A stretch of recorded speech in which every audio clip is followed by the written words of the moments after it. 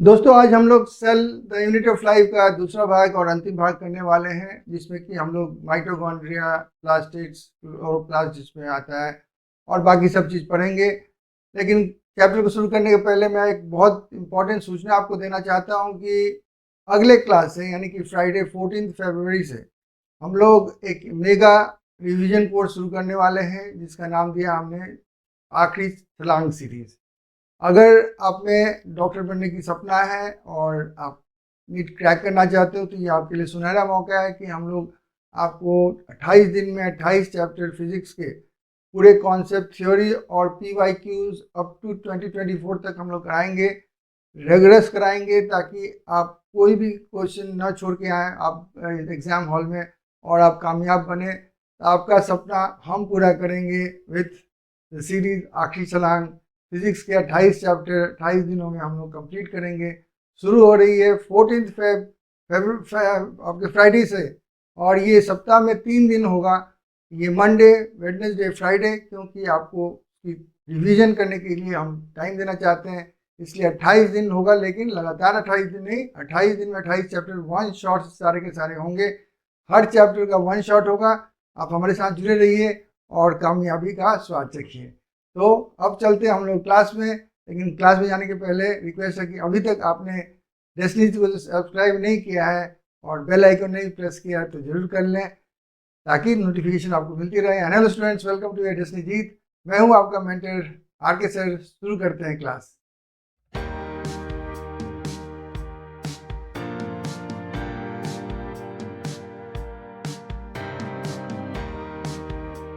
तो पिछला क्लास हम लोग एंड किए थे कहाँ पर? एंडो मेम्ब्रेन सिस्टम से। तो वहाँ पे क्या था आपका? तो वहाँ पे आपके वो ऑर्गेनेलिज तो जो इंटरकनेक्टेड थे बाय सम फंक्शंस, ठीक है ना। बाकी जो ऑर्गेनेलिज जो इंडिविजुअलिटी रखते हैं या एकदम आइडेंटिटी उनकी अलग है, किसी से रिश्ता नहीं रखते, अपना काम खुद करते हैं, तो उनको आज हम पढ़ने वाले हैं। उनमें पहला नाम आता है आपका कौन किसका? माइटोकॉन्ड्रिया का, जिसको सिंगुलर फॉर्म में हम लोग माइटोकॉन्ड्रियन भी कहते हैं। तो कॉन्ड्रियन भी नहीं कहते, सिंगुलर उसका माइटोकॉन्ड्रियन ही होता है। तो इसमें हम लोग देखेंगे कि ये जो माइटोकॉन्ड्रिया है ये डायरेक्टली आप इजीली विजिबल नहीं होता माइक्रोस्कोप के अंदर। इसको आप स्पेशली स्टेनिंग करोगे तभी ये दिखेगा। It is not easily visible under microscope, ठीक है। और देखेंगे कि एक सेल में कितना माइटोकॉन्ड्रिया हो सकता है। तो उसके लिए देखोगे सेल की एक्टिविटी को डिपेंड करता है। अगर सेल ज़्यादा फिजियोलॉजिकल एक्टिविटी करते हैं तो उसके पास ज़्यादा माइटोकॉन्ड्रिया होगा। जब पैसिव सेल है तो उसके पास कम माइटोकॉन्ड्रिया होगा। अगर शेप की बात की जाए तो सॉसेज से भी आप सिलिंड्रिकल शेप होता है इसका। और साइज की बात की जाए, जनरल शेप बता रहा हूँ, ऐसे शेप साइज थोड़ा तो वेरी करेगा, लेकिन ये जनरल मैं बता रहा हूँ। साइज के हिसाब देखी जाए तो डायमेट्रिक एक लेंथ आ जाए साइज, और एक हो जाए लेंथ वाइज साइज आएगा। डायमेट्रिक देखा जाए तो ये आपका 0.2 से लेके 1 माइक्रोन तक का रेंज हो सकता है। एवरेज आप कह सकते हो 0.5 माइक्रोन। और लंबाई में आप देख सकते हो कि ये 1 माइक्रोन से लेके 4.1 माइक्रोन तक इसका रेंज हो सकता है। इसको आप एक चीज़ और देखिएगा इसमें, ये डबल मेम्ब्रेन ऑर्गेनेली है।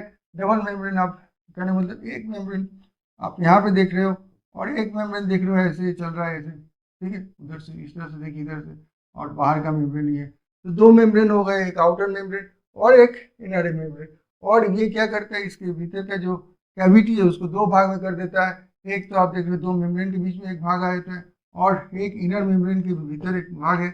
यहाँ पर भी कुछ एक्वस सोल्यूशन है, यहाँ पर भी एक्वस सोल्यूशन है, फ्लूइड है। तो 2 पार्ट में ये कैविटी को कंपार्टमेंट्स में बांट देता है, एक्वस कंपार्टमेंट्स में। 2 एक्वस कंपार्टमेंट्स में कौन बांटते हैं? तो ये 2 या डबल मेम्ब्रेन जो है ये बांट देते हैं। तो ये याद रखिएगा, इनर जो मेम्ब्रेन है वो या जो इनर कंपार्टमेंट है, इनर कंपार्टमेंट भीतर का जो कंपार्टमेंट है इसको हम लोग मैट्रिक्स कहते हैं। आप मैट्रिक्स में देखोगे जो इनर जो कंपार्टमेंट है ऐसे फोल्डिंग्स करके उसके भीतर एक्सटेंड कर गया है। ये फोल्डिंग्स जो है उनका एक पर्टिकुलर नाम है जिसको हम लोग कहते हैं क्रिस्ट। क्या कहते हैं? उसका सिंगुलर है क्रिस्टा, और कहते हैं इन फोल्डिंग्स को क्रिस्टे। तो ये क्रिस्टे क्या करते हैं? तो उसके सरफेस एरिया को बढ़ा देते हैं, इनर सरफेस एरिया को बढ़ा देते हैं, ताकि वहाँ पे ज़्यादा से ज़्यादा चीज़ रखा जा सके। जनरली आप देख रहे हो यहाँ पे डॉट डॉट डॉट करके सब यहाँ पे स्टक किए हुआ है ना चीज़। क्या है ये? राइबोसोम्स है, राइबोसोम्स है। एक्चुअली कह सकते हैं कि माइटोकॉन्ड्रिया का मेन फंक्शन क्या होता है, तो वो है एरोबिक रेस्पिरेशन का साइट है, और ये लोग प्रोड्यूस करते हैं cellular energy in form of ATP, इसको पावर हाउस ऑफ सेल भी कहते हैं। और मैट्रिक्स में जो है ये माइटोकॉन्ड्रिया हेल्प करते हैं इन प्रोटीन सिंथेसिस भी, ठीक है। तो इस तरह से हम लोग देखते हैं ये माइटोकॉन्ड्रिया में जो आप राइबोसोम देख रहे हैं इनसाइड द ये मैट्रिक्स, तो ये जो है आपको क्या करता है, ये और कुछ और कंपोनेंट्स मिलकर प्रोटीन सिंथेसिस करते हैं। और एक चीज़ और याद रखिएगा कि ये जो माइटोकॉन्ड्रिया है, स्पेशल बात इसके बारे में जानना जरूरी है कि ये आप कह सकते हैं एक प्रोकैरियोटिक सेल है जो कि एक यूकैरियोटिक सेल के भीतर है। ऐसा मैंने क्यों कहा, तो इसका जो इनर जो मैट्रिक्स होता है उसमें आप स्ट्रक्चर देखोगे, मैंने इनर मैट्रिक्स को कहोगे एक प्रोकैरियोटिक सेल ही कहोगे, क्योंकि प्रोकैरियोटिक सेल में जो जो रिक्वायरमेंट्स या जो जो चीज़ पाए जाते हैं सारे के सारे चीज़ यहाँ मिलता है। एक देखिए उसमें कहने मतलब सारे के चीज़ नहीं कह सकते, सर्कुलर जैसे आपके न्यूक्लियस तो बाहर में मिलेगा आपको, सर्कुलर यहाँ पे डीएनए मिलेंगे जो कि आपके वहाँ पे क्या नाम रखा गया था उसको, जिसको हम लोग प्लाज्मिड्स कह रहे थे। और राइबोसोम्स देखिए यहाँ पे जो आते हैं उसकी वही है यूनिट जो है कितने वाली है, 50-30 वाली है, smaller unit 30 and 50 bigger unit, और मिलाकर वो 70s बनाते हैं। और ये क्या करते हैं, डिवाइड कैसे करते हैं माइटोकॉन्ड्रिया, डिवाइड करते हैं बाय फिजन। एक्चुअली ये जो ल्यूमेन जो कैविटी है इसमें क्या होगा, ऐसे ये कंपार्टमेंट जो है भीतर की तरफ आ जाएंगे और ये दो पार्ट में बढ़ जाएंगे, जैसे कि आप अमीबा में देखते हो, पैरामीशियम में देखते हो। मैंने जैसे कहा कि एक प्रोकैरियोटिक सेल का एक कैरेक्टर इसमें पाओगे, तो जिसमें आप देख रहे हो इसमें प्लाज्मिड्स भी हैं, इसमें राइबोसोम्स भी हैं, जो कि जनरल होता है, ठीक है ना। तो राइबोसोम्स ही कौन से हैं, 70s वाले हैं जो प्रोकैरियोटिक सेल्स के होते हैं। तो सेल इन अ सेल कह सकते हैं इनडायरेक्टली, लेकिन ऐसा कहना मत, ये समझाने के लिए मैं कह रहा हूँ। आप यहाँ पे स्पीकर को भी देखिए, तो यहाँ पे ये 3D में आपको समझाने की कोशिश करते हैं। ये आउटर आप देख रहे हो कंपार्टमेंट है, और ये इनर कंपार्टमेंट एक कैविटी यानी कि ल्यूमेन जो है कैविटी यहाँ पे बनाता है, ल्यूमेन बनता है, एक कैविटी यहाँ पे बनता है, यहाँ पर भी फ्लूइड है, यहाँ पर भी फ्लूइड है। ये जो फ्लूइड में है ये मेन आपका कह सकते हो ये place of synthesis of protein भी है, एंड पावर तैयार होता है, यानी कि एनर्जी एटीपी जो तैयार होती है इसी स्पेस में होता है। राइबोसोम्स भी आप देख रहे हो इस पर यहीं पे होते हैं, इस तरह से आप देखते हो। और ये जो आप देख रहे हो इंटरमेम्ब्रेन स्पेस, इसमें भी आपका ये जो इंटरमेम्ब्रेन स्पेस है इसमें भी आपको क्या मिलेगा, फ्लूइड मिलेगा। और ये जो आउटर जो मेम्ब्रेन देख रहे हैं ये उसकी लिमिटिंग बाउंड्री बनाता है, क्या बनाता है, limiting boundary of the mitochondria बनाता है। अब एक और ऑर्गेनेली देखेंगे जो कि इंडिविजुअल है, वो इंडो मेम्ब्रेन सिस्टम का पार्ट नहीं है, लेकिन ये केवल प्लांट्स में मिलते हैं। ये क्या है, ये है आपके प्लास्टिड्स। क्या है, प्लास्टिड्स। ये प्लांट सेल में ही मिलते हैं और यूग्लिनॉइड्स में भी मिलते हैं, ठीक है। ये दो जगह मिलते हैं और कहीं नहीं मिलते हैं। इनको आप माइक्रोस्कोप के अंडर इजीली देख सकते हैं, क्योंकि ये इनका साइज लार्ज होता है। इनके पास कुछ स्पेसिफिक पिगमेंट्स होते हैं, कलर्स होते हैं। तो based on this pigments plastids को अलग अलग नाम दिए गए हैं, जैसे क्लोरोप्लास्ट, क्रोमोप्लास्ट, लिगोप्लास्ट। क्लोरोप्लास्ट जो होंगे उनके पास क्लोरोफिल होगा, कैरोटीनॉइड होगा पिगमेंट, जिसके चलते वो ग्रीन कलर दिखते हैं और हेल्प करते हैं in trapping light which is essential for क्या, फोटोसिंथेसिस। क्रोमोप्लास्ट जो है ये क्या करते हैं, फैट सॉल्युबल, इसमें कैरोटीनॉइड्स क्या होता है, पिगमेंट्स होते हैं, जैसे कैरोटीन हुआ, ज़ैंथोफिल हुआ, इस तरह के। और ये क्या कलर देते हैं, ये कलर देते हैं आपके येलो, ऑरेंज, रेड कलर देते हैं। आप फ्रूट्स जो खाते हो, जो कलर देखते हो, वो सारा का सारा कहाँ से आता है, क्रोमोप्लास्ट से आता है। उसके बाद है तीसरा जो प्लास्टिड, उसका नाम है लिकोप्लास्ट। ये कलरलेस प्लास्टिड्स होते हैं, इनके शेप्स अलग अलग होते हैं। ये लोग न्यूट्रिएंट्स स्टोर करते हैं। इनमें एग्जाम्पल है आपका जैसे अमाइलोप्लास्ट जो कि कार्बोहाइड्रेट्स या स्टार्च स्टोर करते हैं। आलू खाते हो, पोटैटो खाते हो, पोटैटो का भीतर का रंग कैसा होता है, ऑलमोस्ट कलरलेस होता है। तो ये किससे बना हुआ है, कलर किससे आया है इसका, तो ल्यूकोप्लास्ट से आया। उसी तरह से देखा है एलायो प्लास्ट जो है ये ऑयल्स एंड फैट स्टोर करते हैं, जबकि एल्यूरोप्लास्ट जो है ये प्रोटीन स्टोर करते हैं। तो 3 तरह के हम लोग यहाँ पे देखे क्या, ल्यूकोप्लास्ट। एक है अमाइलोप्लास्ट जो कि क्या करते हैं, कार्बोहाइड्रेट स्टोर करते हैं। उसके बाद हमने देखा है इलायोप्लास्ट जो क्या करते हैं, वो ऑयल्स एंड फैट करते हैं स्टोर। और एल्यूरोप्लास्ट क्या करते हैं, प्रोटीन स्टोर करते हैं। तो 3 तरह के हम लोग पढ़े। तो इसमें देखते हैं, पहले हमने देखा क्लोरोप्लास्ट।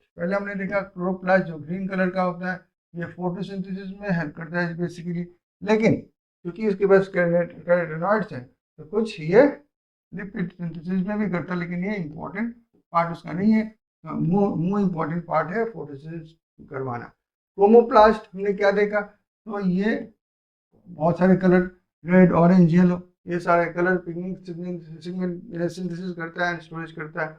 उसके बाद हमने देखे ल्यूकोप्लास्ट जो है वो synthesis of fatty acids, amino acids, carbohydrates है, कार्बोहाइड्रेट्स। उसके बाद हमने देखा fats and oils, fatty acid लिखा हुआ है, फैट, ऐसे ये सारे चीज़ों करते हैं। अब इसमें वो जो आपका ल्यूकोप्लास्ट है जो 3 तरह का हो सकता है। एक है आपका माइलोप्लास्ट जो storage of starch and sugar करता है। दूसरा है आपका एलियोप्लास्ट जो कि storage of lipid and oil करता है। और एक है एल्यूरोप्लास्ट, जिसको हम लोग प्रोटीनोप्लास्ट भी कह सकते हैं। ये साइट ऑफ एंजाइम या प्रोटीन एक्टिविटी या स्टोर करता है प्रोटीन, जैसे कि यहाँ पे लिखा हुआ है। ये था आपका एक टेबल फॉर्म में प्लास्टिक्स के डिस्क्रिप्शंस। अब प्लास्टिक्स में सबसे ज़्यादा इम्पोर्टेंट जो प्लास्टिड होता है वो है हमारे लिए क्लोरोप्लास्ट, क्योंकि यही है हमारा जीवन। क्योंकि ये ना होता तो जीवन ना होता शायद, क्योंकि फूड की जरूरत पड़ती है और फूड बनाने की क्षमता इस प्लांट को मिली है केवल इस क्लोरोप्लास्ट के चलते। क्लोरोप्लास्ट में क्या होते हैं, आपके क्लोरोफिल होते हैं। क्लोरोफिल ही ट्रैप कर सकता है क्या, solar energy and help in photosynthesis for making food. तो हम लोग देखते हैं मिलता कहाँ है, तो लीव्स के मेसोफिल सेल्स में आप देखोगे। और इनका शेप कैसा होता है, तो इनका शेप होता है लेंस शेप भी हो सकता है, ओवल हो सकता है, spherical, discoid, even ribbon shape हो सकते हैं ये लोग। तो अलग अलग शेप यहाँ पे दिया हुआ, एक शेप लग रहा है जैसे कि ऑलमोस्ट आपको माइटोकॉन्ड्रिया लग रहा होगा, लेकिन ये शेप्स अलग अलग वेरी करते हैं। इसकी साइज बड़ी है, आप देख पा रहे हो कि लेंथ वाइज 5 to 10 माइक्रोन है, जबकि उसका कितना था 1 to 4.1 माइक्रोन था। और विड्थ उसका कितना था 0.2 to 1 माइक्रोन, इसका देखिए 2 to 4 माइक्रोन है। इसकी भी नंबर्स जो है वेरी करती हैं। क्लाइमेडोमोनास में देखोगे आप, क्लाइमेडोमोनास में देखोगे कि उसमें केवल एक आपका क्लोरोप्लास्ट मिलेगा, जबकि नॉर्मली आप मेसोफिल के सेल में देखोगे तो उसमें आप देखोगे एक सेल में 20 से 40 आपके क्लोरोप्लास्ट है। ऐसा क्यों, तो क्लाइमेडोमोनास जो है एक छोटा सा ये है ऑर्गेनिज्म है, तो उसमें ज़्यादा एक्टिविटी होती नहीं, उसकी एक सेल है, इसलिए उसको कम प्रोडक्शन ऑफ फूड चाहिए। तो उसके लिए काफ़ी है क्या, एक क्लोरोप्लास्ट। जबकि मेसोफिल जो सेल्स हैं वो तो लीव्स के सेल्स हैं, उनको ज़्यादा फूड बनाना है, इसलिए संख्या आपकी यहाँ पर क्लोरोप्लास्ट की ज़्यादा होती है। क्लोरोप्लास्ट भी डबल मेम्ब्रेन होते हैं। ये भी कुछ हद तक आप कह सकते हैं कि एक प्रोकैरियोटिक सेल है, जो कि एक cell eukaryotic cell general cell में रखे हुए हैं। क्योंकि इनके पास में भी आपको देखोगे कि आपके सर्कुलर डीएनए मॉलिक्यूल्स मिलेंगे, राइबोसोम्स मिलेंगे, और राइबोसोम्स जो है वो 70S वाले ही होते हैं जो प्रोकैरियोटिक सेल के साइज होते हैं। तो यहाँ पे देखते हैं इसके जो डबल मेम्ब्रेन बाउंड्री है, इनर जो क्लोरोप्लास्ट मेम्ब्रेन है वो रिलेटिवली लेस परमिएबल है, बाहर वाले से चीज़ें घुस सकती हैं, यहाँ से घुसने में दिक्कत होती है। और स्पेस जो उसका लिमिट होता है इनर मेम्ब्रेन का, उसको हम लोग कहते हैं स्ट्रोमा। क्या कहते हैं, ये जो स्पेस इनर, जैसे उसमें मैट्रिक्स हमने कहा था, यहाँ पे हम लोग कहेंगे स्ट्रोमा। ठीक है, स्पेस जो है इनर मेम्ब्रेन के भीतर का है उसको हम कहते हैं स्ट्रोमा। तो इसमें आप देखोगे कि स्ट्रोमा के भीतर number of organised flattened membranous sac या थाइलाकॉइड्स कहते हैं होते हैं। ठीक है, thylakoids are arranged in stack like like the piles of coins called grana। आप देखोगे यहाँ पे ये देख रहे हो कॉइन, जैसे एक सिक्का, एक दूसरा सिक्का, तीसरा सिक्का लग रहा है, ऐसे आपके सिक्के पर पाइलिंग किए गए ना। ये सिक्का जो है थाइलेकॉइड्स बनाते हैं या पाइल्स ऑफ कॉइन्स बनाते हैं थाइलेकॉइड्स, जिसको हम लोग ग्रैना कहते हैं, सिंगुलर उसका है ग्रैनम। तो ये उसके बाद आप देखोगे कुछ कुछ ऐसे ब्रांचिंग भी देखोगे, यहाँ से यहाँ तक ये जुड़ा हुआ है, यहाँ से आप ये देखो ये जुड़ा हुआ है, यहाँ से यहाँ जुड़ा हुआ है। तो इंटर आप कह सकते हो ये क्या है, इंटरग्रेनल थाइलेकॉइड्स भी होते हैं, जो कि दो ग्रैना को ज्वाइन करने वाले होते हैं। ठीक है, तो ऐसा भी आपको थाइलेकॉइड्स मिलेंगे। तो ये जनरली फ्लैट मेम्ब्रेनस ट्यूब्यूल्स होते हैं। ठीक है, इनको हम स्ट्रोमा लैमेले कहते हैं। ठीक है, connecting thylakoids of different grana, thylakoids of different grana, एक ग्रैना हो गया, थाइलेकॉइड्स को ज्वाइन करने वाले जो आप ट्यूब्स देख रहे हो उनको हम लोग कहते हैं intergranal thylakoids. Membrane of the thylakoids क्या होता है, इनक्लोज करते हैं स्पेस को, जिसको हम ल्यूमेन कहते हैं। ये थाइलेकॉइड्स जो हैं इनके भीतर स्पेस है, जिसको खोल के हम तो नहीं दिखा सकते, तो उसको हम ल्यूमेन कहते हैं। Stroma of the chloroplast, stroma जो क्लोरोप्लास्ट का है, ये बाहर का जो है, contains enzymes required for synthesis of carbohydrates and proteins। इसमें एंजाइम्स होते हैं जो हेल्प करते हैं, जब सिंथेसिस होती है तो उसको तो और भी चीज़ बनाना होता है, जैसे कार्बोहाइड्रेट एंड प्रोटीन्स तो लोग बनाते हैं। It also contains small double standard, बताया मैंने, DNA molecules and ribosomes. Chlorophyll इसकी पिगमेंट होती है, थाइलेकॉइड्स में ही प्रेजेंट होता है। ठीक है, और राइबोसोम जो होता है ये 70S का होता है। ठीक है, और अब हम लोग पढ़ेंगे जो साइटोप्लाज्मिक जो ये राइबोसोम्स होते हैं, वो जो यूकैरियोटिक सेल के होते हैं वो 80S वाले होते हैं, उनका साइज बड़ा होता है देन द प्रोकैरियोटिक सेल। उसके तुलना में माइटोकॉन्ड्रिया के जो राइबोसोम्स भीतर में पाए जाते हैं या क्लोरोप्लास्ट में पाए जाते हैं वो 70S होते हैं। अब ये जो समस्या खड़ा हो गया है, राइबोसोम्स कैसे होते हैं, 70S होते हैं कि 80S होते हैं, ये क्या है? तो देखिए एक्चुअली ये ग्रैन्युलर स्ट्रक्चर्स होते हैं, राइबोसोम्स दानेदार होते हैं। ये फर्स्ट ऑब्जर्व किया गया था अंडर इलेक्ट्रॉन बहुत छोटे होते हैं, इसे इलेक्ट्रॉन माइक्रोस्कोप के अंडर इसको किया जाता है। डेंस पार्टिकल्स ग्रुप में किसने देखा था, जॉर्ज पैलेडे ने देखा था 1953 में। और तो ये जो कंपोज्ड ऑफ क्या होते हैं लोग, ये राइबोसोम जो होते हैं ये composed of ribo nucleic acid होते हैं, आरएनए शॉर्ट में कहा जाता है, और प्रोटीन्स होते हैं उसमें। इनके पास कोई मेम्ब्रेन नहीं होता, ये मेम्ब्रेन बाउंड नहीं होते, इसी से प्रोकैरियोटिक सेल्स में भी पाए जाते हैं। अब देखिए जो बार बार मैं कह रहा था, यूकैरियोटिक सेल के साइटोप्लाज्म में जो पाया जाता है जो राइबोसोम्स, उसका साइज जो है 80S है, वाइल प्रोकैरियोटिक राइबोसोम जो होते हैं वो 70S है। आप 70S तो आप माइटोकॉन्ड्रिया में भी देखें, आप क्लोरोप्लास्ट में भी देखें, both 70S and 80S ribosome composed of 2 सब यूनिट। तो ये S जो है आप ऐसे देखोगे कि अब देखिए ये ऐसे लार्ज सब यूनिट और स्मॉल सब यूनिट होता है, वो भले ही 80S हो या 70S हो, दोनों का स्ट्रक्चर लगभग इसी तरह का होगा।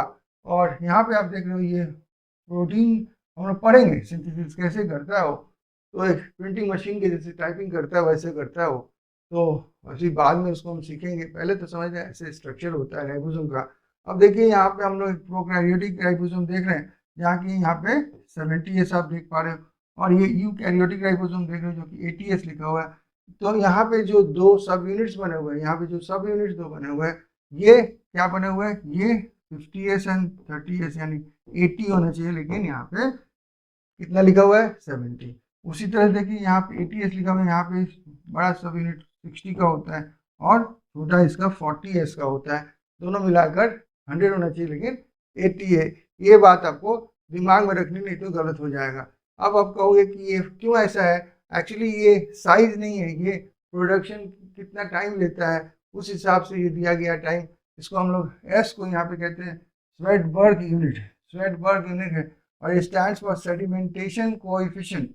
ये कितना सेडिमेंट होंगे कितनी देर में वो बताता है, नॉट द साइज। ठीक है ना, it is indirectly a measure for density and size, और इनडायरेक्टली हम लोग उसको एक मेजर पकड़ लेते हैं for density and size. Actually ये साइज नहीं बता रहा है 70S जो 50S एंड 30S, नहीं, ये सेडिमेंटेशन की ये बता स्पीड बता रहा है, कितनी जल्दी होगा कितना देरी से होगा। बड़ा चीज़ होगा तो देर लगेगा, छोटा चीज़ होगा तो कम समय लगेगा, जल्दी होगा। यही समझाने के लिए ये यूनिट यूज़ किया जाता है S, जिसको हम स्वेडबर्ग यूनिट कहते हैं, और एस जो है वो स्वेडबर्ग यूनिट का ही क्या सिंबल है, और कुछ नहीं है। अब चलिए जितना हमने किया उसका पी वाई यूज करते हैं। पहला क्या है, which of the following pairs of organelle is not contain organelle does not contain DNA. ये 2019 का क्वेश्चन है। क्या कह रहा है, देखिए इसमें तो माइटोकॉन्ड्रिया के पास डीएनए होता है, क्लोरोप्लास्ट के पास डीएनए होता है, इसके पास डीएनए नहीं होता, इसके पास लाइसोसोम के पास नहीं होता है, वैक्यूल्स के पास नहीं होता, दोनों ये जो है इनके पास नहीं होता है। तो यही ऑप्शन आपका सी ऑप्शन हो जाएगा यहाँ पे, राइट। यहाँ पर भी तो ये होता है, इसमें से है तो माइटोकॉन्ड्रिया यहाँ पे, तो ये सी जो है आपका ऑप्शन राइट आंसर हो जाता है। देखिए अगला क्वेश्चन जो है ये माइटोकॉन्ड्रिया से रिलेटेड है, इसलिए मैंने इसको सेल में ही रखा और आपको डिस्कस कर रहा हूँ, लेकिन एक्चुअली ये आपका रेस्पिरेशन चैप्टर में आएगा तो आप इस क्वेश्चन को अच्छी तरह से समझ पाओगे। लेकिन मैं आंसर बता देता हूँ। विच of the following statements regarding mitochondria is incorrect खोजना है, गलत खोजना है। तो पहला नंबर सही को तो देख लेते हैं, आउटर मेम्ब्रेन इज परमिएबल, हाँ परमिएबल है। उसके बाद है कि inner membrane is convoluted into infoldings है, ठीक है, क्रिस्टल जिसको कहते हैं। Mitochondrial matrix contains single circular DNA molecules and ribosome. ये बातें तो आप जानते हो, ये तो कोई दिक्कत नहीं है। अब दिक्कत कहाँ है वो बता दे रहा हूँ कि जो गलत है यहाँ पे वही गलत है। यहाँ पे ये आंसर आपका राइट चॉइस होगा, यही गलत आंसर है। क्या है, enzymes of the electron transport system, उसको हम लोग शॉर्ट में ईटीएस कहते हैं। क्या कहते हैं, ईटीएस। ये हम रेस्पिरेशन चैप्टर में पढ़ेंगे। यहाँ पे लिखा हुआ है are embedded in the outer membrane. Outer membrane में नहीं होता ये होता है आपका इनर मेम्ब्रेन में। तो यही यहाँ पे इनकरेक्ट आंसर हो गया, और हमारा चॉइस यहाँ पे बी चॉइस होगा।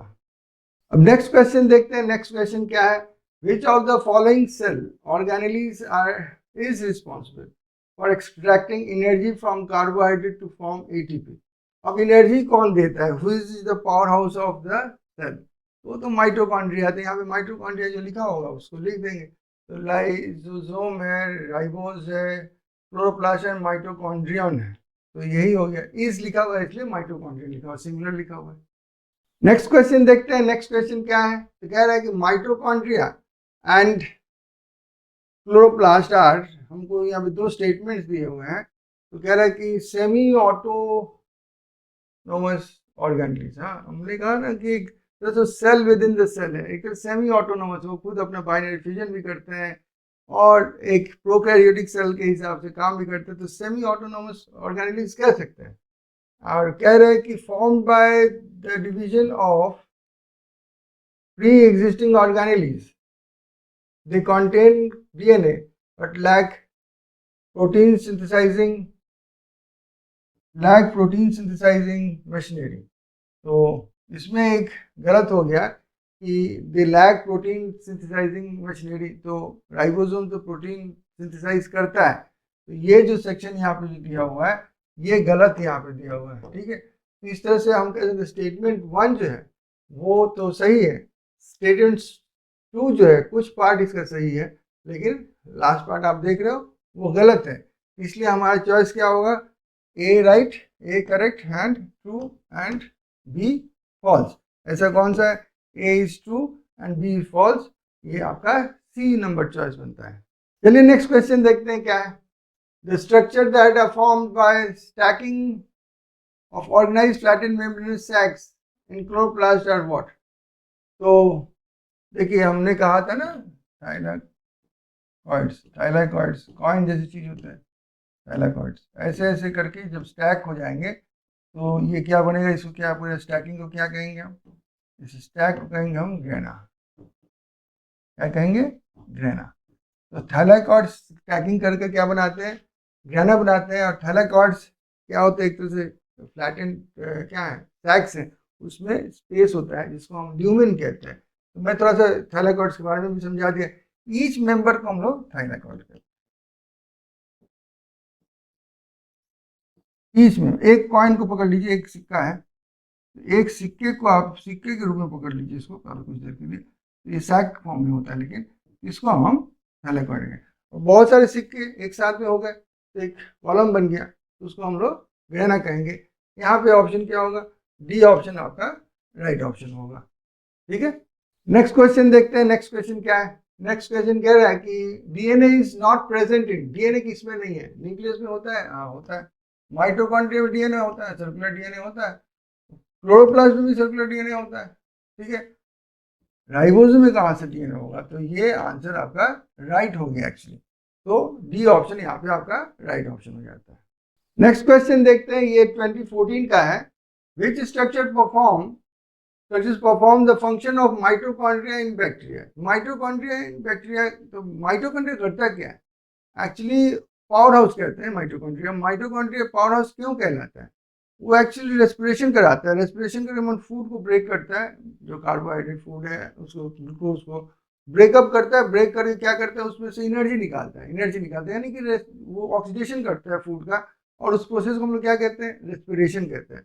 बाई बैक्टीरिया में कौन रेस्पिरेशन कराता है, हमको ये खोजना है। क्या खोजना है हमको? रेस्पिरेशन कौन कराता है इन बैक्टीरिया? बैक्टीरिया में रेस्पिरेशन का में हेल्प कौन करता है? तो न्यूक्लियोइड तो कोई बात नहीं हो सकती। राइबोसोम तो प्रोटीन सिंथेसिस में आता है, सेल वॉल प्रोटेक्शन में आता है। मेसोसोम जो है ये आपको हेल्प करता है बैक्टीरिया में रेस्पिरेशन के लिए। तो ये हो गया similar to mitochondria in eukaryotes. अब हम लोग पढ़ने वाले हैं नेक्स्ट सेक्शन, जिसका नाम है साइटोस्केलेटन। जैसे हमारे बॉडी का स्केलेटन क्या है? बोन्स है ना, माने ढांचा जिससे बनता है। तो उसमें कह सकते हैं फाइबर्स हो या माने ट्यूब्स हो, ये सब देखेंगे तो उसको हम लोग कहते हैं साइटोस्केलेटन। तो इलेबोरेट नेटवर्क ऑफ फिलामेंट जैसे होगा चीज, प्रोटीनेशियस स्ट्रक्चर्स, ये प्रोटीन से बने हुए फिलामेंटस स्ट्रक्चर्स होते हैं। नेटवर्क इनका बना, इलेबोरेट नेटवर्क बना हुआ है। इसको कलेक्टिवली हम लोग क्या कहते हैं? साइटोस्केलेटन कहते हैं। तो ये बहुत सारे फंक्शंस करते हैं। जैसे हम बताएं कि हमारा बोन्स क्या करते हैं, ये लोग भी वही करते हैं। जैसे कि मैकेनिकल सपोर्ट देना, मोबिलिटी देना, उसके बाद मेंटेनेंस ऑफ द शेप। अगर बोन्स ना होते तो आप क्या, एक आटे के लोदा जैसा हो जाते, गिर जाते हैं ना। तो यहाँ पे शेप भी देते हैं। उसी तरह से ये बॉडी की बात नहीं हो रही, हम सेल की बात। सेल में भी आपके स्केलेटन होता है। हमारा स्केलेटन बोन है पूरे बॉडी का। यहाँ पे सेल का स्केलेटन कौन होगा? साइटोस्केलेटन कहलाता है। तो यहाँ पे हम लोग उन्हीं के बारे में देखेंगे। बहुत सारे यहाँ फिलामेंट्स आप देख पा रहे हो, माइक्रोट्यूब्यूल्स, ट्यूब जैसा चीज देख पा रहे हो। यहाँ पे देख रहे हो इंटरमीडिएट फिलामेंट देख पा रहे हो। यहाँ पे आप देख पा रहे हो माइक्रो फिलामेंट देख पा रहे हो। ये सब मिलकर क्या बनाते हैं? यही बनाते हैं क्या? साइटोस्केलेटन। तो आप साइटोस्केलेटन एग्जाम्पल में क्या कह सकते हो? तो एक तो आप कह सकते हो माइक्रोट्यूब्यूल्स कह सकते हो, माइक्रोफिलामेंट्स कह सकते हो, और उनके बीच में जो जोड़ने वाले जो है इंटरमीडिएट फिलामेंट्स, ये सारे के सारे मिलकर बनाते हैं साइटोस्केलेटन। उनका फंक्शन क्या है? Mechanical support, modality and maintenance of the shape of the cell. ये एक छोटी सी सेक्शन थी, क्योंकि हम लोग सेल तो ऑलमोस्ट कंप्लीट कर लिए। न्यूक्लियस को थोड़ा और डिटेल्स भी पढ़ना है, और कुछ और पार्ट्स हैं जिनको जैसे कि हम लोग पढ़ेंगे। सेंट्रोसोम के बारे में थोड़ा पढ़ेंगे, इस तरह से हम लोग एक्स्ट्रा पढ़ेंगे। और जैसे कि हमने देखा था जो हमने फ्लैजिला की बात किए थे, सिलिया की बात किए थे। अब हम लोग देखते हैं ये फ्लैजिला और सिलिया आपके इसमें भी मिल सकते हैं क्या? यूकैरियोटिक सेल में भी मिल सकते हैं। और ये एक्सटर्नल स्ट्रक्चर्स बन जाते हैं ना, इस सेल के बाहर ऐसे लगे रहते हैं। सिलिया को हम लोग सिंगुलर फॉर्म में कहेंगे सीलियम, फ्लैजिला को फ्लैजिलम। और ये जो होते हैं क्या होते हैं? ये लोग हेड लाइक ग्रोथ होते हैं of the cell membrane. Cell membrane के हेड लाइक ग्रोथ होते हैं।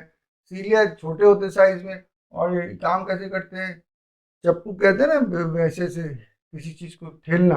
ये पानी में बोट को चलाते हैं चप्पू से, तो जैसे ठेलते पानी, तो मूवमेंट करवाता है इधर ऑफ द सेल और द सराउंडिंग फ्लूइड। या तो सेल को मूव करा रहा है तो ऐसे करेगा तो सेल आगे बढ़ेगा, या फिर ऐसे करके फ्लूइड को ही आगे बढ़ा रहा है, अपने भीतर ठेल रहा है, ऐसे भी कर सकता है।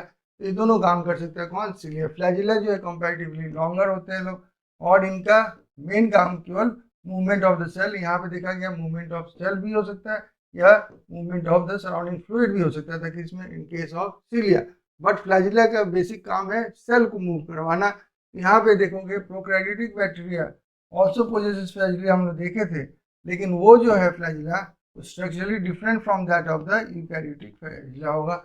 यहाँ पे थोड़ा सा मैं समझाने की कोशिश किया हूँ कि काम कैसे करते हैं। तो देखिए यहाँ पे ऐसे आगे पीछे ऐसे ऐसे ऐसे बैक एंड फ्रॉथ जो है बीटिंग करके ये लोग काम करते हैं। या तो फ्लूइड को आगे पीछे कर रहे हैं, ऐसे ऐसे करके देखिए आप पैरामीशियम में देखोगे कि ऐसे यहाँ पे देख रहे हो ना एक होल जैसा, वो ऐसे ऐसे पानी को भी ठेलते हैं ऐसे भीतर, जब बॉडी में चला जाए और न्यूट्रिएंट्स भी जाए भीतर। इसलिए सिलिया क्या काम करते हैं, फ्लूइड्स को भी आपको मूव करवा सकते हैं या पूरे बॉडी को भी मूव करवा सकते हैं, दोनों काम कर सकते हैं। लेकिन आपका जो फ्लैजिला है देखिए लॉन्गर है और वो प्रोपेलर के जैसे काम ऐसे ऐसे घूमता है, घूम कर ये देख रहे हो, ये ऐसे ये जो है आपका फ्लैजिलम है, तो बड़ा सा आप देख रहे हो, तो ऐसे ऐसे घूमता है और ये आगे बढ़ाता है किसको, सेल को आगे बढ़।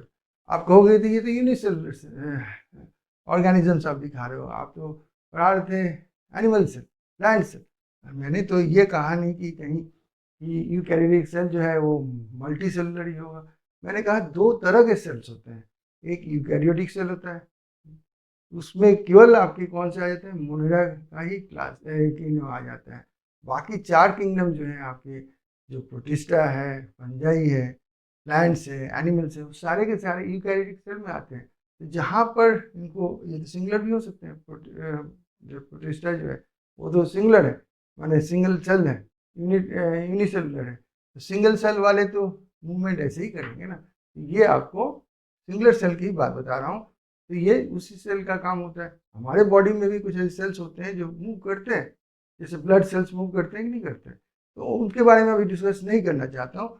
मूव करते हैं कुछ सेल्स। तो ये सीलिया जो है एक्चुअली क्या मेन फंक्शन इसका, फ्लूइड को सेल के भीतर बाहर करवाना, दूसरा सेकेंडरी फंक्शन हो जाता है सेल को मूव करवाना। यहाँ पे बेसिक्स इसका जो काम है फ्लैजिलम का, वो है आपको सेल का ही मूव करवाना।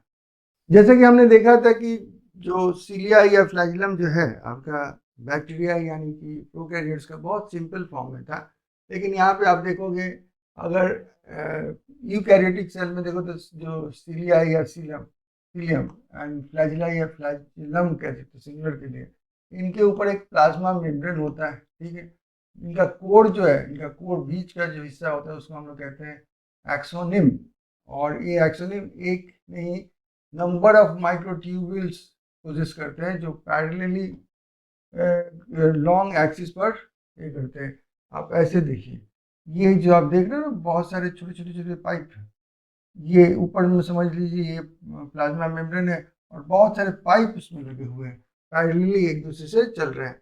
तो ये पूरा जो चीज़ आप देख रहे हो भीतर वाला, ये क्या है, एक्सोनिम है। क्या है, एक्सोनिम, ठीक है।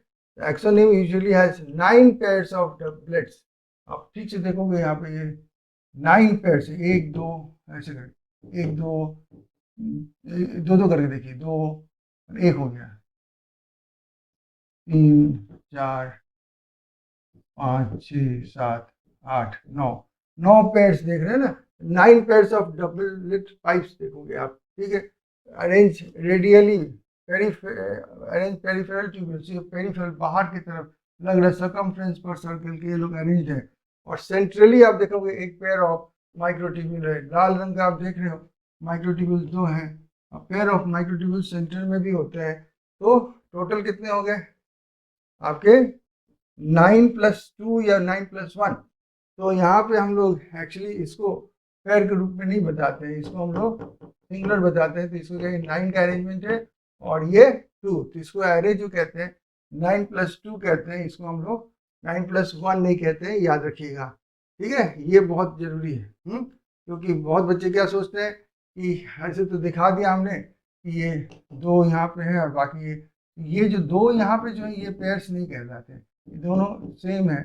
और ये देखिए छोटे बड़े दिखाए गए हैं, यानी कि ये पेयर्स है, 9 पेयर्स +2। तो इसको हम लोग ऐसे कह सकते हैं कि सेंट्रली लोकेटेड पेयर है इनका, लेकिन उसको अलग से हम लोग दो कहते हैं, ठीक है। पेयर तो दो तो है ही, लेकिन उसको अलग से सिंगल पकड़े तो 9+2 का हम लोग कहते हैं। The central tubules are connected by bridges enclosed by central sheet, which are connected with one another to the tubules of each peripheral doublets। तो यहाँ पे आप देखोगे जो ये लोग एक दूसरे से देखिए अलग से देख रहे हो ना, ये यहाँ पे आपको समझ में आएगा। थोड़ा बड़ा साइज आप देख रहे हो तो ये एक सेंट्रल ट्यूब है और एक सेंट्रल ट्यूब अलग अलग है, एक साथ में नहीं है। ये लोग कनेक्टेड है और एक सेंट्रल शीट इनके ऊपर देखोगे आप, ठीक है। और फिर ये लोग कनेक्टेड, ये शीट्स एक तरह से कहते हैं कनेक्टेड विद द पेरिफेरल, ये जो पेयर्स है ट्यूब्यूल्स है। तो एक तरह से बनता है कि ये कैसे बना देते हैं, रेडियल स्पोक्स बनाते हैं, जैसे साइकिल की कमानी कहते हैं ना, जैसे साइकिल की कमानी होता है उस तरह से ऐसे स्पोक्स बन जाते हैं, रेडियल स्पोक्स बन जाते हैं। तो peripheral doublets are also interconnected by linkers.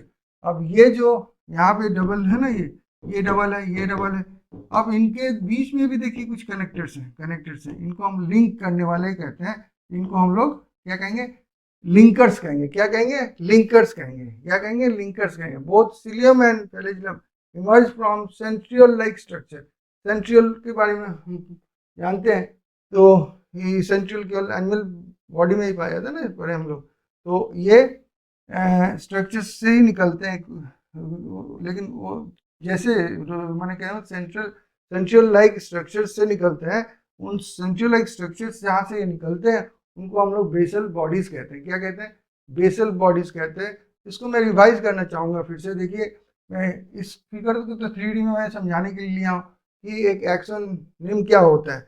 Action rim क्या होता है? एक पेरीफेरी में उसका एक प्लाज्मा मेम्ब्रेन होगा और बहुत सारे बीच में पाइप्स होंगे। पेरीफेरी में आप देखोगे 18 पाइप्स होंगे और बीच में 2 पाइप्स होंगे। 18 पाइप, अब यहाँ पे देखिए, आप ऊपर से देख रहे हैं हम लोग, ऊपर से देखिए तो 18 पाइप्स कैसे हैं? 2-2 पाइप के पेड़ से, तो यानी 18 ही हो गए, 9 जोड़ी हो गए। और बीच में 2 जो पाइप्स हैं वो एक दूसरे से थोड़ा दूर है, ये एक दूसरे से दूर है। इस अरेंजमेंट को हम लोग 9+2 कहते हैं अरेंजमेंट। क्या कहते हैं? 9+2। इसको हम 9+1 नहीं, 9+2 अरेंजमेंट कहते हैं, एरे कहते हैं। अब देखिए, ये लोग आप देख रहे हो यहाँ पे एक दूसरे से जुड़े हुए, और साथ ही साथ यहाँ पे एक सेंट्रल शीट है, और ये जो बाहर वाले जो वो लोग भी जुड़े हुए सेंट्रल शीट के सहारे, यहाँ पे सेंटर से, तो स्पोक्स के सहारे जुड़े हुए हैं। और अपने बीच में भी ये जुड़े हुए, किसे? लिंकर्स के द्वारा। ये लिंकर्स के द्वारा जुड़े रहते हैं। तो इस तरह से हम लोग देखते हैं कि ये बन जाता है। ये है आपका सेंट्रल माइक्रोट्यूब्यूल्स, ये है आपके पेरिफेरल माइक्रोट्यूब्यूल्स जो डबलेट्स के रूप में होते हैं। ये हो गया इंटर डबलेट ब्रिज।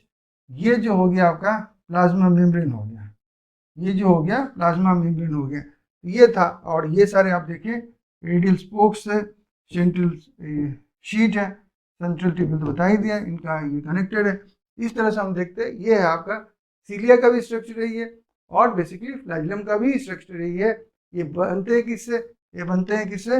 ये निकलते हैं सेंट्रियल लाइक स्ट्रक्चर्स, जिनको हम बेसल बॉडीज कहते हैं, उनसे ये बनते हैं। अब देखिए, हमने कहा सेंट्रियल लाइक स्ट्रक्चर्स, उनका नाम दिया हमने बेसल बॉडीज। ऐसा क्यों? तो सेंट्रियल होते तो सेंट्रियल कहते हैं, सेंट्रियल लाइक फिर क्या? फिर सेंट्रियल्स नहीं है। एक्चुअली उनका बेसिक स्ट्रक्चर जो है वो सेंट्रियल जैसा है, लेकिन सेंट्रियल तो है नहीं। कहने का मतलब बेसिक स्ट्रक्चर क्या? उनके पास में माइक्रोट्यूब्यूल्स पाइप्स है, उनके पास में भी एक प्लाज्मा ऊपर में होगा, सेंट्रल ट्यूब्स होंगे, लिंकर्स होंगे, कनेक्टर्स होंगे, सारे की चीज होंगे, पेरिफेरल ट्यूबल्स होंगे, माइक्रोट्यूबल्स, सेंट्रल माइक्रोट्यूबल्स। ये जो जो चीज आप देखे आप अभी, वो आपको सेंट्रियल्स में भी देखने को मिलेंगे। लेकिन सेंट्रियल्स की जो माइक्रोट्यूबल्स की संख्या है या उनकी थोड़ी मेकअप है वो थोड़ी डिफरेंट होगी, इसलिए वो एग्जैक्टली जो बेसल बॉडीज है वो सेंट्रियल्स नहीं है। सेंट्रियल्स एक्चुअली ये सेंट्रोसोम बनाते हैं। क्या बनाते हैं? 2 सेंट्रियल्स मिलकर, आप देख रहे हो ये 2 सेंट्रियल्स हैं, 90 डिग्रीज पर है, ये दोनों अरेंज होकर क्या करते हैं? ये 2 मिलकर आपका एक सेंट्रोसोम बनाते हैं। ये सेंट्रल सेल क्या किसमें करते हैं? सेल डिवीजन में हेल्प करते हैं। आप ये पढ़ोगे, सेल डिवीजन पढ़ोगे, बहुत रिसेंटली पढ़ोगे, तो उसमें ये आप देखोगे कि ये जो सेल जो डिवीजन होता है उसमें सेंट्रियल्स का काम, ये जो बनाते हैं वो लोग एस्टर्स जिसको कहते हैं, हम माइक्रोट्यूब्यूल्स बनाते हैं। तो वो जो है आप देखोगे यहाँ से तैयार होता है। कहाँ से? ये तैयार होता है सेंट्रोसोम से तैयार होता है। ये 2 सेंट्रियल्स है, एक सेंट्रियल इधर आ जाएगा, एक इधर आ जाएगा, दोनों अपना फिलामेंट्स तैयार करेंगे। तो ये जो है एक दूसरे से परपेंडिकुलर होते हैं, और कार्टविल की अरेंजमेंट जैसी होती है उस तरह की इनकी अरेंजमेंट होती है। इनके चारों तरफ आप देखोगे एमॉर्फस पेरिसेंट्रियोलर मटेरियल मिलते हैं। ये कोई यहाँ पे देख लो, ये यहाँ पे क्या है? एक कवरिंग है, ये कोई मेम्ब्रेन नहीं है, ये एमॉर्फस पेरिसेंट्रियोलर मटेरियल से बना हुआ है। इनके पास क्या होता है? They are made up of 9 evenly spaced peripheral fibrils of tubulin protein. Each of the peripheral fibril is a triplet। यहाँ पे तो कह रहा है कि यहाँ पे आप देखोगे, जैसे वहाँ पे डबलेट था ना, 2-2 करके थे, यहाँ पे आप देखोगे 3-3 की संख्या में पेरिफेरल है। तो यही अंतर हो गया ना, पाइप्स तो इसके पास भी है माइक्रोट्यूबुल्स, यहाँ दो दो थे, पेयर्स थे, यहाँ पे ट्रिपलेट्स हो गए, 1 2 3 4 5 6 7 8 9 यहाँ पर भी है, लेकिन 27 ट्यूब्स हो गए ना, वहाँ पे 18 ट्यूब्स हुए थे। तो each of the peripheral fibril is a triplet, the adjacent triplet also linked. अब एक दूसरे से जैसे वहाँ पे लिंकर्स थे, लिंक करने वाले, वो लिंकर्स यहाँ पर भी होंगे, लेकिन यहाँ पे ट्रिपलेट्स लिंक हो रही है।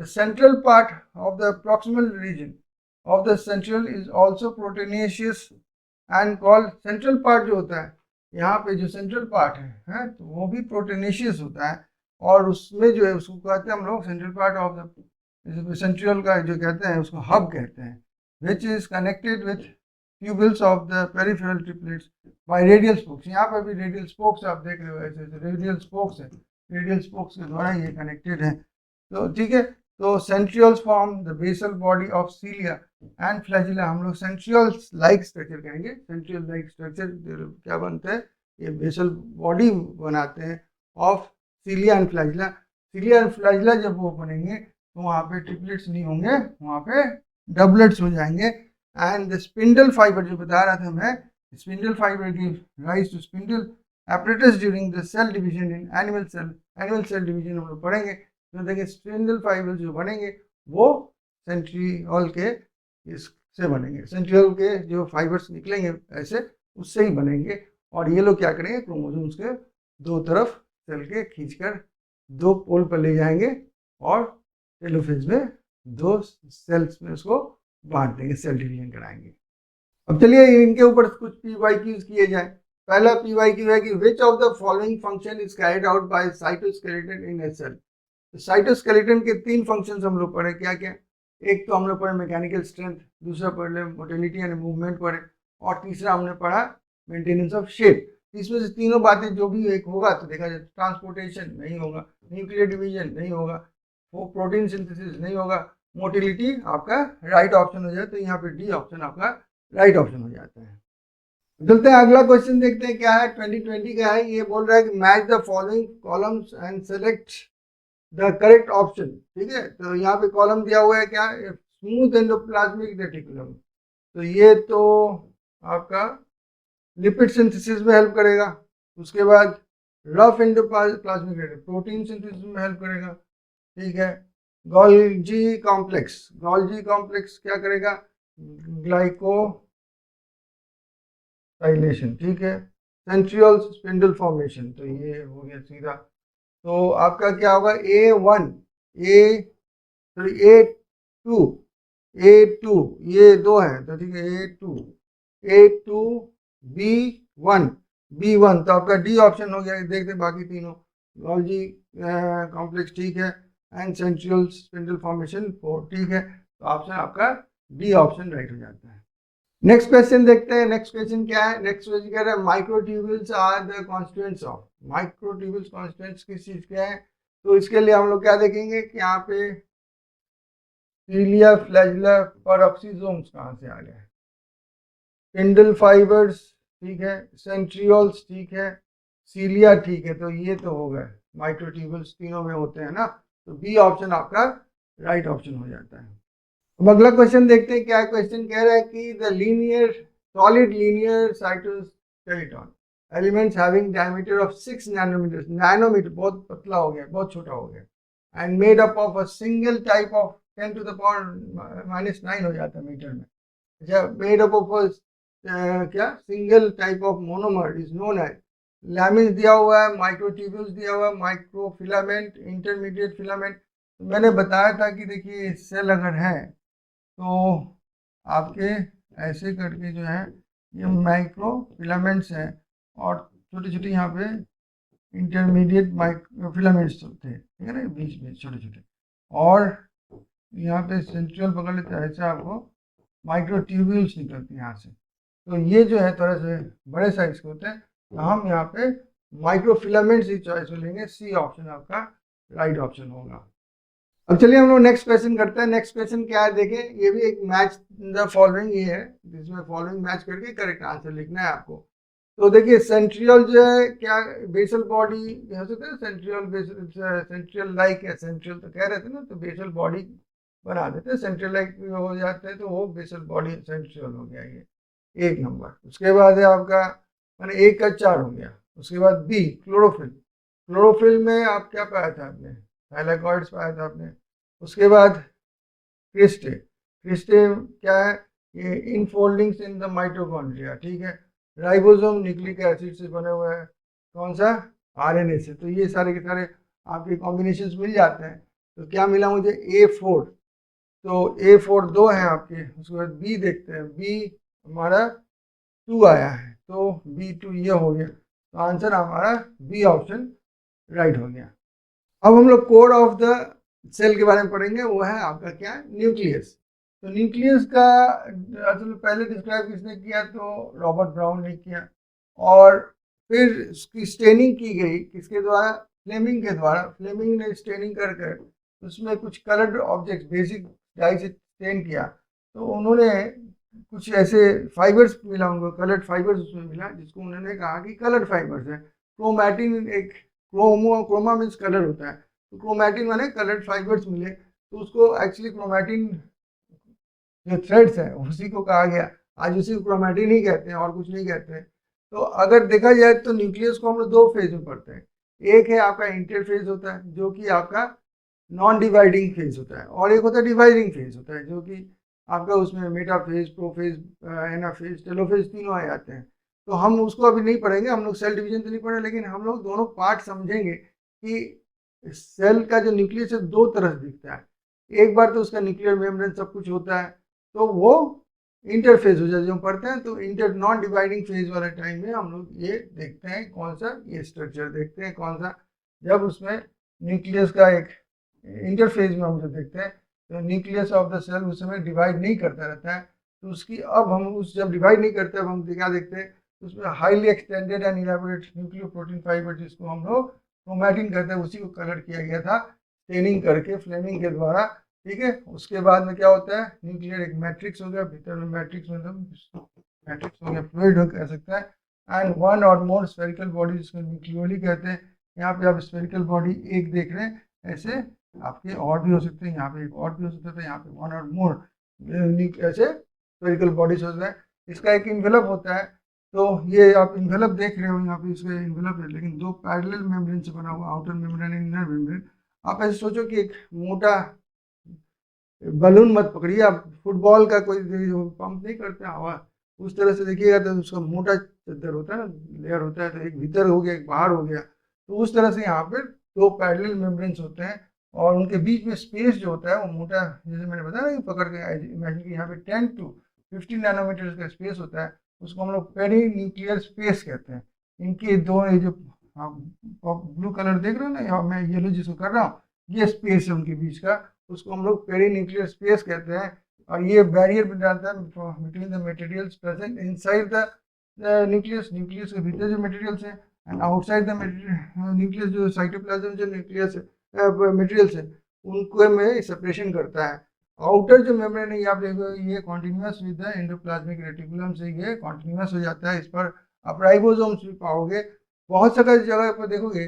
जैसे मैंने कहा ना, फुटबॉल जो हवा भर के वही करते हैं, उसमें देखिए वहाँ छेद जैसे होता है ना, जैसे यहाँ पर भी 3D में आप समझने की कोशिश करिए, उसी में एक फुटबॉल का बात कर रहा हूँ। वैसे यहाँ पे एक छेद नहीं, बहुत सारे छेद हैं। और ये छेद क्या है, ये होल्स है। एक्चुअली काम क्या करते हैं, ये वहाँ पे फ्यूजन हो गया है 2 मेम्ब्रेन्स का। यहाँ पे देखिए जुड़े हुए मेम्ब्रेन्स, जुड़े हुए हैं ना, मैं कहा स्पेस है ये, लेकिन यहाँ पे आके लोग जुड़ जा रहे हैं, यहाँ पे आके जुड़ जा रहे हैं, और यहाँ पे छेद हो जा रहा है।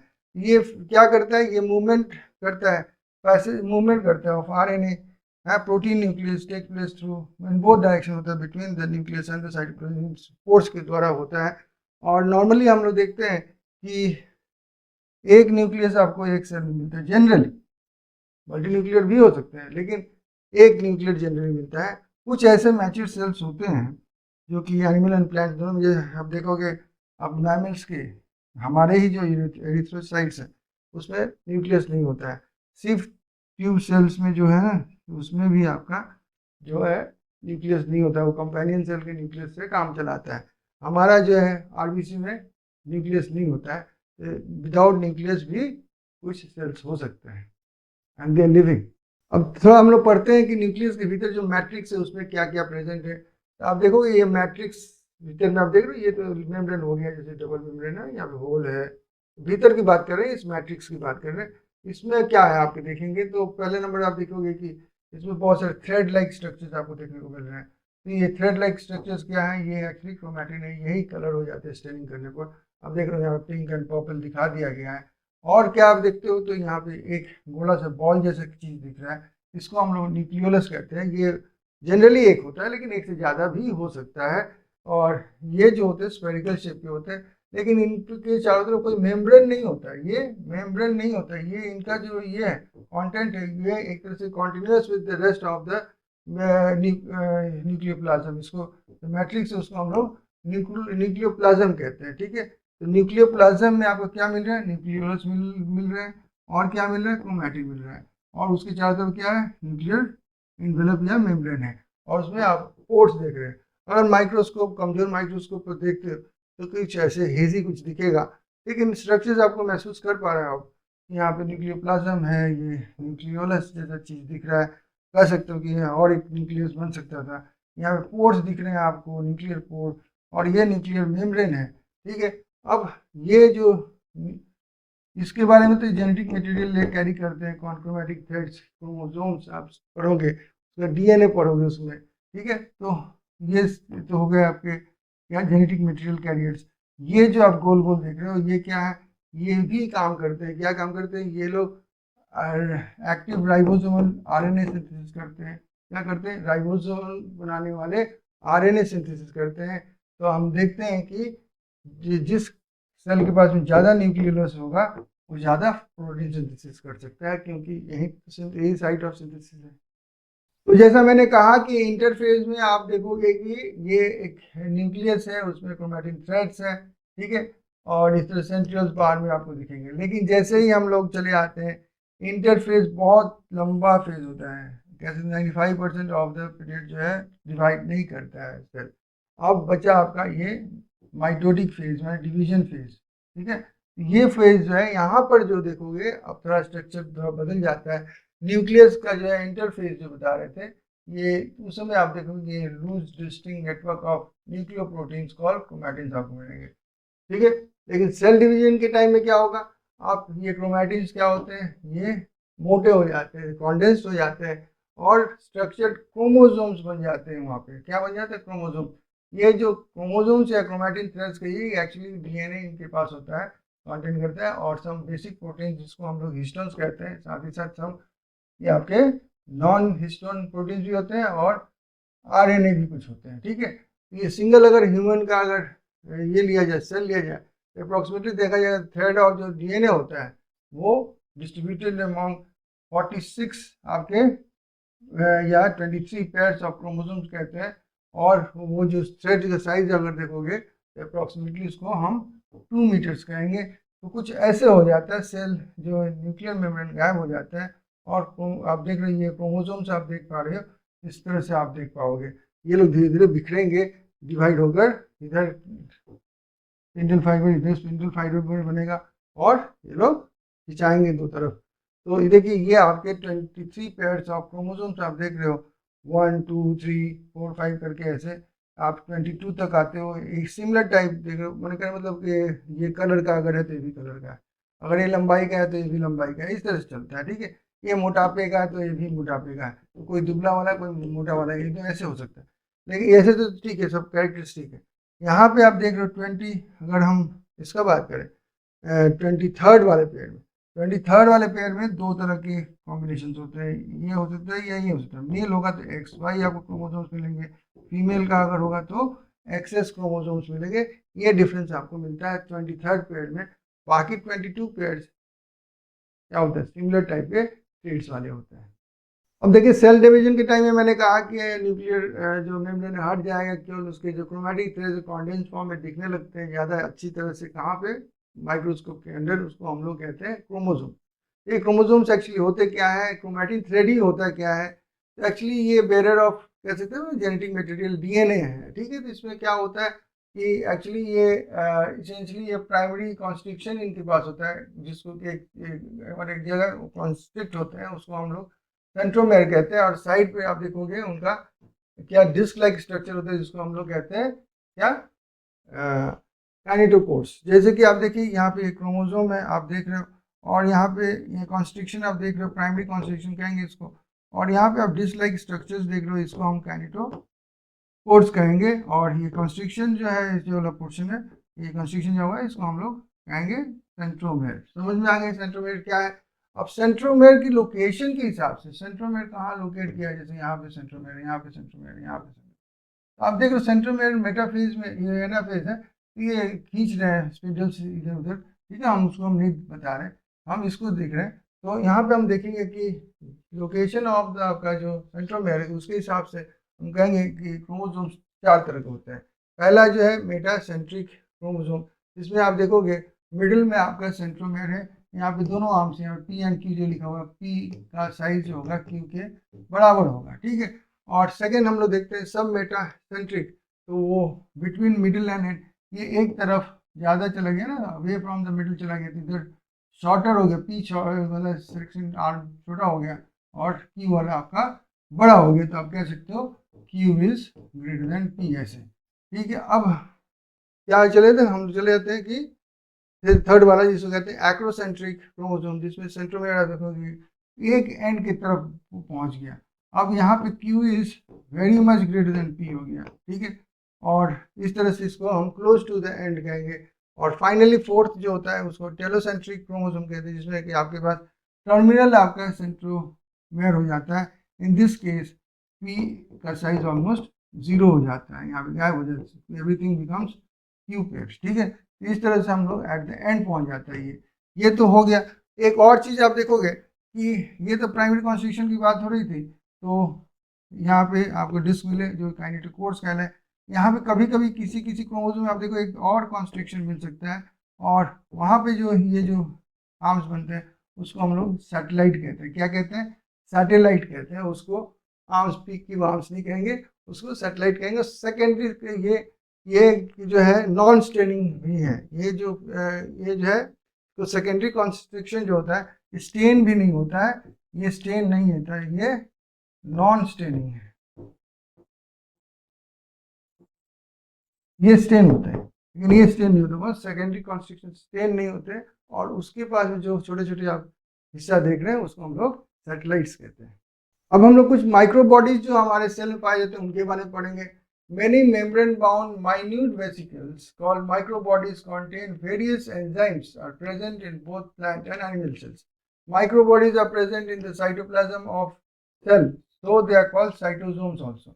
तो ये चूंकि साइटोप्लाज्म में पाए जाते हैं सेल के, इसको साइटोसोम कहो या माइक्रो बॉडीज को, एक ही बात है, छोटे छोटे होते हैं इसलिए माइक्रो बॉडीज कहते हैं।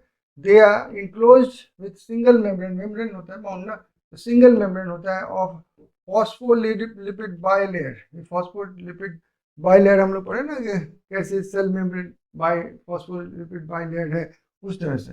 दे take part in various biochemical reactions in the cell. The enzymes present in the microbodies facilitate various essential reactions जैसे breakdown of fats, amino acids, alcohol, etc.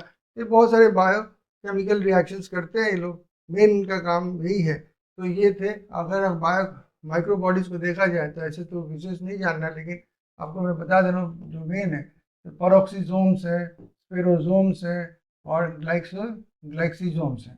अब ये पैरोक्सीजोम्स है, ये breakdown of very long chain of fatty acids involve in peroxide, मैंने energy कह सकते हो, liberation, ठीक है। और ये जो है आपका उसी का मॉडिफाइड फॉर्म ग्लाइकोजिसोम्स जो है ये कन्वर्ट करते हैं फैट इनटू कार्बोहाइड्रेट्स। पेरोजोम्स जो है ये synthesis and storage of lipids करते हैं।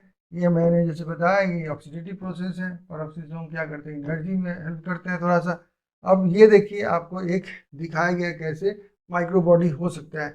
इसकी मेम्ब्रेन आप देख रहे हो, और यहाँ पे कुछ प्रोटीन है जो कि ट्रांसपोर्ट होने के लिए है, और आप देख रहे हो प्लाज्मा मेम्ब्रेन है यहाँ पे, ठीक है, ये, और लिपिड मेम्ब्रेन ये है। तो इस तरह से हम लोग देख लेते हैं कि एक प्लाज्मा मेम्ब्रेन और लिपिड मेम्ब्रेन भी होता है। यहाँ पे भीतर में आप मैट्रिक्स देख रहे हैं, यहाँ पे कुछ एंजाइम्स आप देख रहे हो। तो ये था एक तरह से, इस तरह के बॉडीज पाए जाते हैं बिखरे हुए साइटोप्लाज्म में, उसी से उसका नाम साइटोसोम भी कहा जाता है। ठीक है, बहुत सारे होते हैं, पेरोक्सिसोम हो सकते हैं, स्पेरोसोम्स होते हैं, ग्लाइकोजिसोम्स हो सकते हैं, ऐसे बहुत सारे होते हैं। ग्लाइकोजिसोम्स के बारे में बता दूं, ये कि वो प्लांट्स में मिलते हैं, ये एनिमल्स में नहीं मिलते हैं। चलिए अब PYQs किया जाए, चलते हैं PYQs करते हैं। क्या है मेटासेंट्रिक क्रोमोसोम? मेटासेंट्रिक क्रोमोसोम क्या होगा?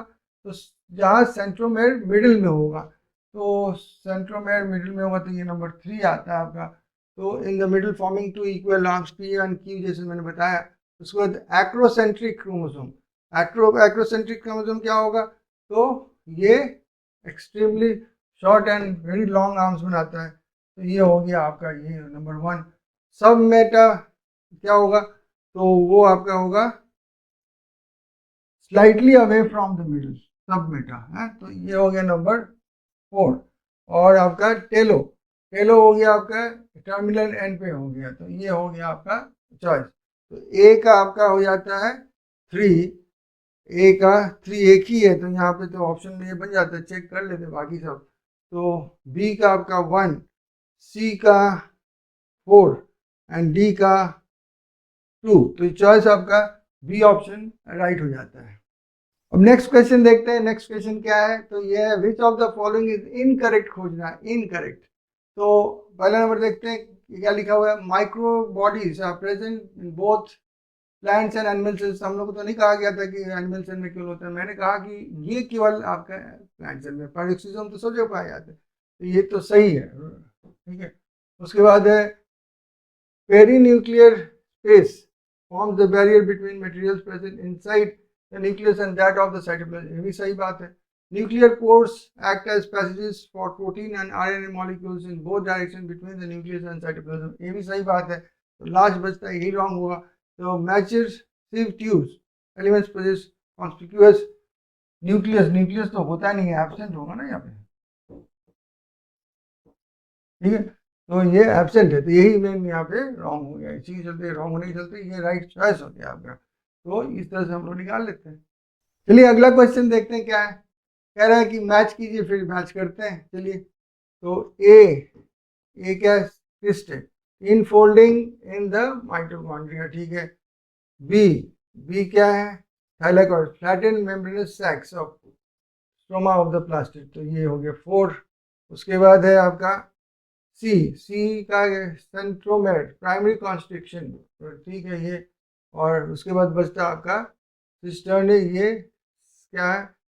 Sac like disc shape cistern, हाँ ठीक है। तो ये हो गया आपका गॉल्जी बॉडी। तो ये हो गया आपका ए का 3, ए का 3 तो एक ही ऑप्शन है बी।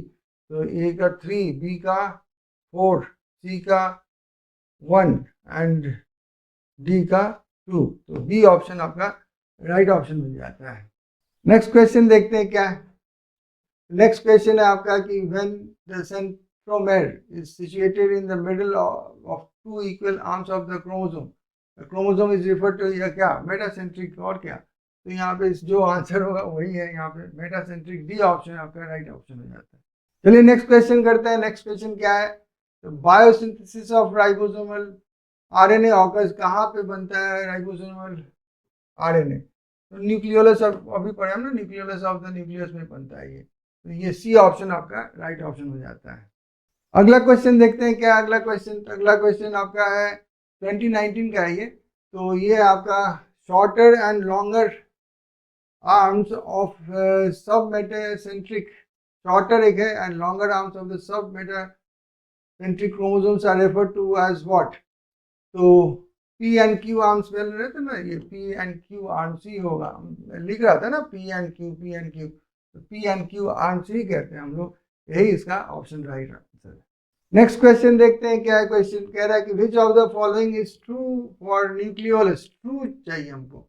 तो larger nucleolus are present in dividing cells, ऐसा कुछ नहीं लिखा हुआ है। लार्जर न्यूक्लियर, लार्ज बड़ा, ऐसा तो कुछ नहीं लिखा। हाँ, उसमें ये लिखा हुआ था कि ज़्यादा नंबर होंगे तो उसमें राइबोसोमल प्रोटीन सिंथेसिस ज़्यादा हुआ, तो वो दूसरी बात है। यहाँ पे डिवाइडिंग सेल्स की बात हो रही, प्रोटीन सिंथेसिस की बात नहीं कर रहे। तो ये इज नॉट ट्रू कहेंगे। It is membrane bound, membrane bound तो होता नहीं है nucleolus. It takes part in spindle formation, centrioles and centrioles लेते हैं ना सेंट्रोसोम के।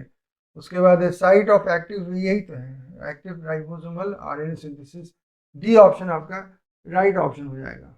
नेक्स्ट क्वेश्चन देखते हैं क्या है। नेक्स्ट क्वेश्चन कह रहा है कि chromosomes in which centromere are situated close to one end, एक एंड की तरफ जो होते हैं तो कौन से होते हैं? Close to, not at the end, not at the end, not at end, ये नहीं लिखा हुआ है, क्लोज टू एंड लिखा हुआ है। क्लोज टू एंड ये होगा, ठीक है। यहाँ पे एक्रोसेंट्रिक आपका आंसर आएगा सेंट्रोमेर के लिए, जो क्लोज टू वन एंड लिखा हुआ है ना, क्लोज टू वन एंड, इसलिए आपका ये ऑप्शन राइट होगा, डी। चलते हैं नेक्स्ट क्वेश्चन करते हैं क्या है, क्वेश्चन देखते हैं। बोल रहे nuclear envelope is derivative of, derivative माने उसके प्रोडक्ट कह सकते हैं या कॉन्टिन्यूअस ऑफ कह सकते हैं। तो हम लोग पढ़े थे ना कि आउटर जो मेम्ब्रेन होता है न्यूक्लियस का वो continuous with the endoplasmic reticulum, rough endoplasmic, क्योंकि उस पर भी राइबोसोम है, इसके पे राइबोसोम्स होते हैं, दोनों बात कहा गया था। तो ये आंसर आपका बी ऑप्शन राइट होगा। देखिए ये क्वेश्चन आपको इन्फॉर्मेटिव क्वेश्चन के हिसाब से मैं दे रहा हूँ, आपके सिलेबस के बाहर चला गया ये वाला सेक्शन नहीं है, लेकिन प्रीवियस ईयर क्वेश्चन में आता है, इसलिए ये वाला चीज़ आप लर्न कर ले तो अच्छा रहेगा। क्या है कि बेल्बियानी रिंग्स, बेल्बियानी रिंग्स क्या है? रिंग्स है ये site of RNA and protein synthesis है, ये याद करना है आपको, याद कर लीजिएगा और कुछ नहीं। तो जस्ट ये अलग से है, ये आपका इंफॉर्मेशन है। अब पुराने बुक्स में तो होते थे कुछ एक्स्ट्रा या दूसरे बुक से दिए गए होते थे, पहले जो आपके जो क्वेश्चन आते थे कुछ 10% 20% बाहर से आ जाते थे आउट ऑफ द एनसीईआरटी, तो वो उसी तरह का एक क्वेश्चन है। ये 2015 का है, बहुत पुराना आप देख रहे हो। इसी के साथ आज का क्लास हम लोग समाप्त करते हैं, लेकिन उसके पहले मैं फिर से याद दिलाना चाहूँगा कि हम लोग नेक्स्ट क्लास जो है अब रेगुलर क्लासेस नहीं कर रहे हैं।